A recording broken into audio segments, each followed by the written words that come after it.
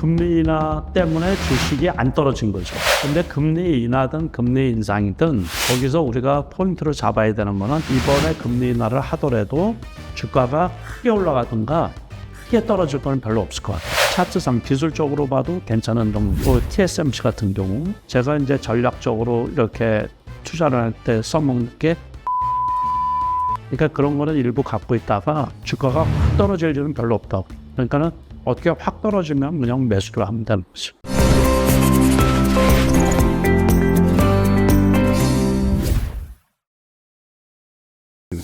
이제 미국에서 나오는 지표들을 보니까 9월에 이제 미국발 금리 인하가 확실해졌다는 전망이 나옵니다. 예. 금리 인하가 본격화된다라는 게 이제 계속해서 올 작년부터 얘기가 그렇죠. 나왔죠. 이게 이제 이 시점에 금리 인하 9월 거의 확실해지는 것 같은데 라고 했을 때 증시는 어떤 영향을 좀 받았나요? 그러니까는 그 금리 인하 때문에 주식이 안 떨어진 거죠. 특히 미국 주식 같은 경우는 말씀하신 것처럼 작년부터 벌써 금리 인하 그랬잖아요. 그래서 지표가 나쁘고 실적이 나쁘고 뭐 이러더라도 주가가 떨어지다가 반등하고 해서 지금까지 올라온 거거든요. 그래서 그러다 보니까는 지난주 같은 경우는 너무 많이 올라온 거예요. 그러다 보니까는 이제 비교적 크게 조정을 받은 건데, 우리가 이제 원래는 주식 격언 중에서 소문에 사고 뉴스에 팔으라는 이야기가 있거든요. 주식 격언 중에서. 그래서 막상 금리 인하를 하면 떨어져야 되는데 주가가 이제 금리 인하 현실화되니까는.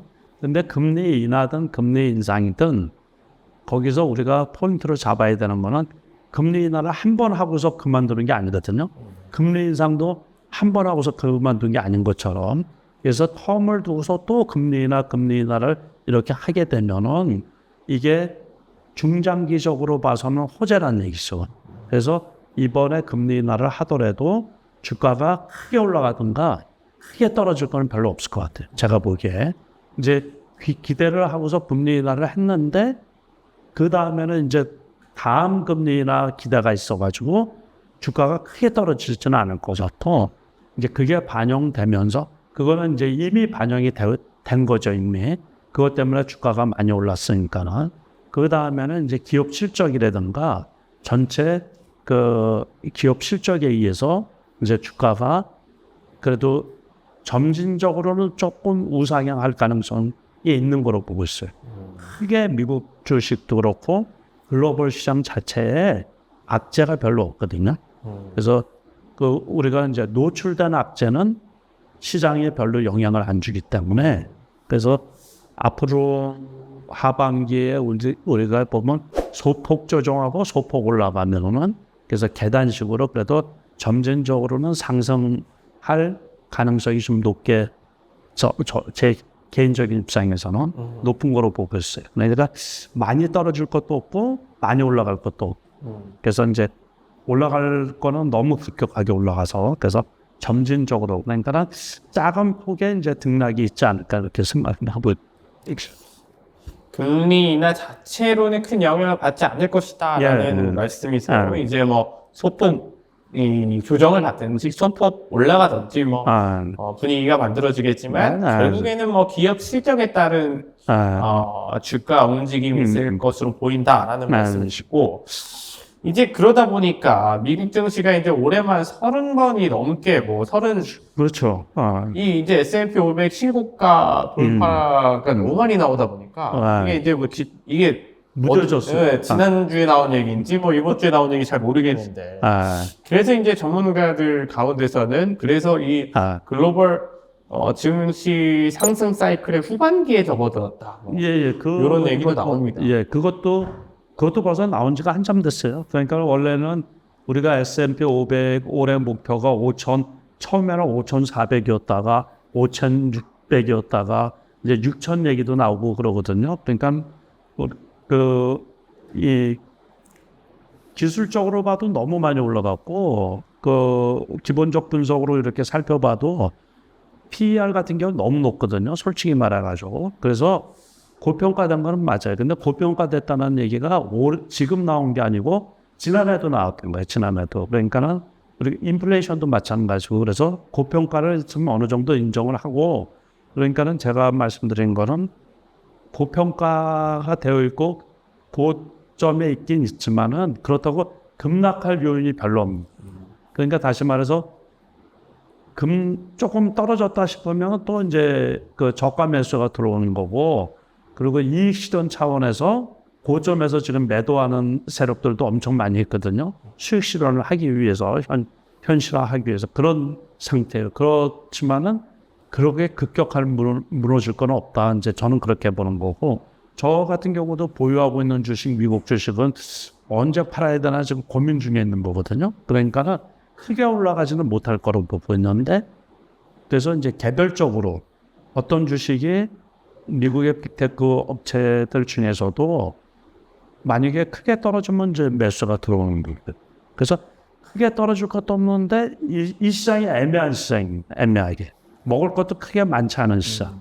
그래서 투자하기가 상당히 조금 애매한 시장이다 이렇게 보고 있는 거예요. 그러니까 미국도 역시 마찬가지로 떨어져 있다가 급격하게 올라가는 게 단 며칠 사이에 요번에 그 테슬라 같은 경우만 하더라도 그 180불에 있다가 요번에 떨어질 때 저점이 140불이었었거든요. 그러다 180불에서 한참 있다가 이게 변한 건 260불까지 확 올라온 거예요. 그냥. 그러니까 정고점에 근처까지 오다 보니까 또 부담스러운 거죠. 그러다 보면 또 조정을 받고. 그래서 그 조금 미국도 돈 쏠림이 심한 것 같아요. 제가 이렇게 보니까는. 그래서 여기는 뭐 전 세계 돈이 들어오다 보니까 이제 그런 건데. 그래서 참 조금 어려워요. 어렵더면. 재민이가 애매한 장이다라는 얘기가 조금 뭐 공감이 너무 되는 것 같은데 이제 많이 먹을 건 없지만 뭐 속된 표현으로 이제 그럼 많이 떨어질 요인도 별로 없으니 그래서 없는 거예요. 그러면 지금 매수도 되냐? 꼭 이제 뭐 그런 분들이 있어요. 그래서 내가 이제 하도 이제 뭐 유튜브를 보고 우리 회장님 말씀을 듣고 그러니까 아니 빅테크 없는 게 좀 너무 다 이 떨어지면 살려고 했는데 계속 오르니까 그래서 매수해도 되냐? 꼭 이걸 물어보거든요. 그래요.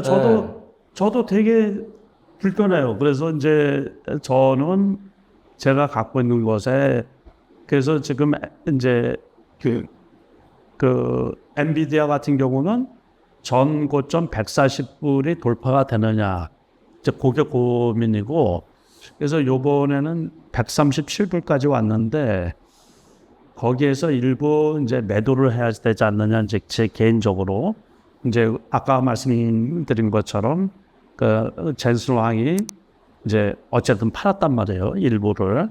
그래서 하다 보니까 수익 실현하는 쪽들이 많이 있죠. 그래서 이제 그런 거고 다른 것들도 다른 그 빅테크 업종 그 주식들도 상당히 많이 올라온 거예요. 지금 말씀드린 뭐 테슬라도 그렇고 그 애플도 그렇고 애플도 이번에 그 신고가로 해가지고 다시 또 시가총액 1위를 탈환할 정도로 지난번에 또 뭐 성장성이 둔화가 된다든지 그 비전이 안 보인다 그래가지고 주가가 한번 떨어졌었거든요.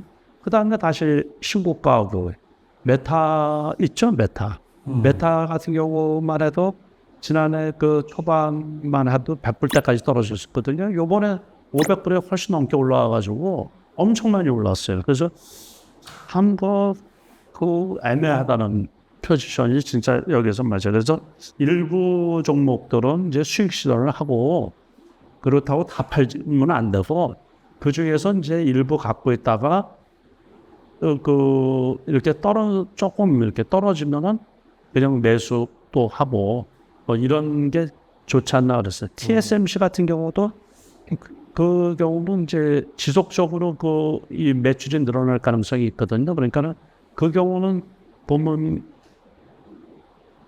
괜찮은 것 같아요. 제가 보기에. 그래서 일부 종목은 올라가는 폭이 점진적으로 천천히 신고가를 치고서 올라가는 게 제가 보기에 그 그래프상 차트상 기술적으로 봐도 괜찮은 종목. TSMC 같은 경우 그런 거 하나 하고 제가 이제 전략적으로 이렇게 투자를 할 때 써먹는 게 TQQQ 3배짜리 ETF 있죠. 나스닥. 이 지수 추종하는 ETF 있거든요. 그래서 그 종목은 제가 지난해부터 얘기를 했던 거예요. 줄고차게. 올해 장이 미국의 나스닥 장이 좋을 거로 봐가지고 그래서 그때는 50불도 안 되고 막 그랬었거든요. 지금 이제 83불 막 이 정도 한인데 많이 올라왔던 거죠. 그 지수 추종 3배짜리라 그러지만은 실질적으로는 그렇게 변동성이 크지는 않아요. 그러니까 그런 거는 일부 갖고 있다가 제가 뭐라 그랬어요? 주가가 확 떨어질 일은 별로 없다고. 그러니까는 어떻게 확 떨어지면 그냥 매수를 하면 되는 거죠. 그래서 거기도 이제 비중 가지고 조절을 한 거예요. 이럴 때는. 그래서 다 팔고 나면은 더 올라갈 수도 있고. 그래서 일정한 비중을 갖고 있다가 그래서 이제 고점이라고 생각이 들면 이제 매도를 하고 일부 매도를 이제 반 정도 매도를 한다든가 그렇게 하고 갖고 있는 게 어느 정도 떨어졌다. 그러면 이제 다시 그만큼 채워넣는 전법. 그것도 괜찮거든요. 고점일 경우에. 그럼 이제 뭐 신규 매수를 하겠다는 사람들은 좀 교정이 되면 들어가는 게 네, 그렇죠. 그러니까 신규 매수를 하시는 분은 많이 사는 게 아니고 일부만 샀다가 떨어지고 있으면 이제 더 들어가는 게 이제 맞는 방법이죠.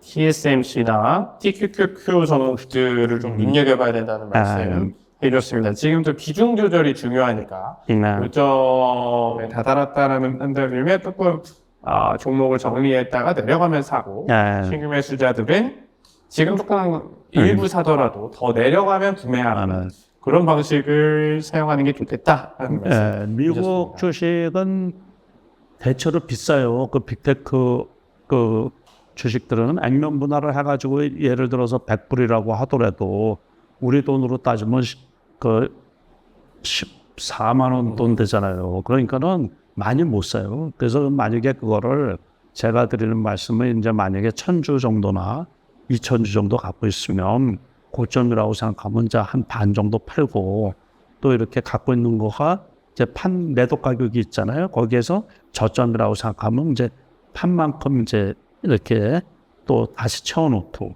그런 식으로 이게 저점일 때 올라갈 때는 그냥 다 갖고 있어야 되는 거예요. 무조건 중간에 팔지 말고 이제 미국 주식이든 우리 주식이든 이제 세금을 내잖아요.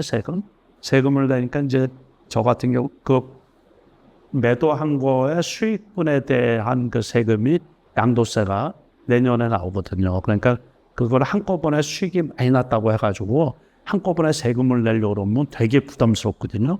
그러니까 이제 세금을 조절하면서 이렇게 오래 팔아가지고 이제 오래 판 거는 올해 이제 내년에 나오죠.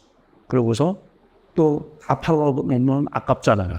그 수익을 극대화 못 시키고 그러니까 오버나잇 시킬 것 같은 경우 주가가 조금 떨어져 있을 때 채워놓고서 이제 넘어가는 해를 넘고 전략적인 게 좀 필요하겠지. 이 애매한 장에서 굉장히 전략적인 사고가 필요해 보입니다.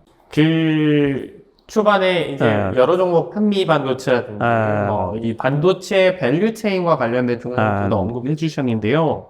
이 반도체 밸류체인들이 정말 상반기에 많이 올랐지 않습니까? 많이 올랐죠. 이거 하반기는 좀 어떻게 보세요? 그래서 이제 하반기는 아니지 않나 싶은 거예요. 그래서 지수가 하반기에 크게 올라가지는 않을 거로 보고 있거든요. 그러니까 반도체 장비 업종들이 한미 반도체 지금 말씀하셨지만은 작년 하반기만 해도 5만 원대 있었던 거거든요. 작년 하반기만 해도 300% 이상 올라온 거고, 그리고 이번에 뭐 17만 원대까지 올라왔는데 내년까지 뭐 매출이 엄청 늘 거로 이렇게 예상이 되지만은 이게 다 반영된 게 아닌가 싶은 거예요. 그러니까 작년 5월 달에 있죠. 그럴 때는 2만 원도 안 됐어요. 실적이 안 나와가지고 2만 원, 제가 2만 원대도 사고 그랬는데 지금 뭐 17만 원 거기까지 왔으면 엄청 많이 온 거죠. 그리고 이스페타시스도 지금 5만 원대 있는데 그것도 많이 온 거예요. 엄청. 그것도 올해만 해도 많이 올라왔고 지난해 따지면 그러니까 아무리 좋은 기업이라고 하더라도 주가가 너무 많이 올라오면 그게 다 반영이 된 거죠.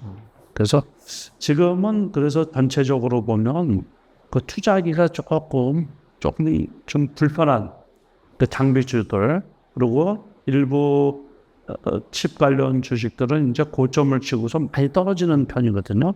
그 고점에서 많이 이제 떨어지는 쪽이라 떨어지는 거는 또 이렇게 대반등하기가 쉽지가 않아요. 그러니까 그 매물대들이 쭉 있어가지고 그래서 전체적으로 지금 반도체 장비 쪽이 다 그래요. 그러니까 반도체 장비집의 모멘텀이 많이 이제 조금 꺾이는 꺾이는 거죠. 느낌인 듯합니다. 그래서 원래는 국내 주식은 이제 이렇게 보면은 1분기가 제일 투자하기 적기거든요.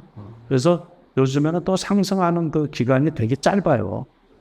그러다 보니까 저점에서는 뭐 해를 넘겨서 쉬었다가 올라올 수도 있는데 장비 한미 반도체처럼 그러니까는 지난해 어느 정도 올라갔다가 지난해 10,000원부터 올라가가지고 지난해 하반기에 이제 5만 원 정도까지 갔으니까는 많이 올라왔는데 5만 원에서 쉬었다가 올해 이제 16, 7만 원까지 왔으니까는 올해만 해도 한 300% 정도 올라온 거거든요.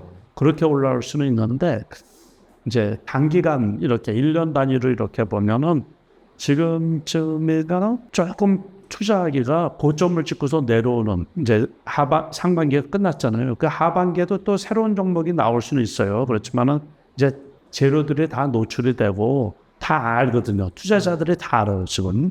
그러니까는 HBM 관련해 가지고서 하이닉스가 미리 올라왔던 거고 엔비디아의 납품이 제대로 안 되면서 삼성전자가 떨어졌다가 2분기 실적으로 인해 가지고서 이제 올라간 것도 투자자들이 다 알고 있는 거예요. 그러니까는 재료가 다 노출된 거기 때문에 여기에서 뭐 스톱게 치고 올라가니까 상당히 불편한 입장이죠. 조금 모멘텀이 훼손되어 있는 상황이라는 얘기를 해주셨고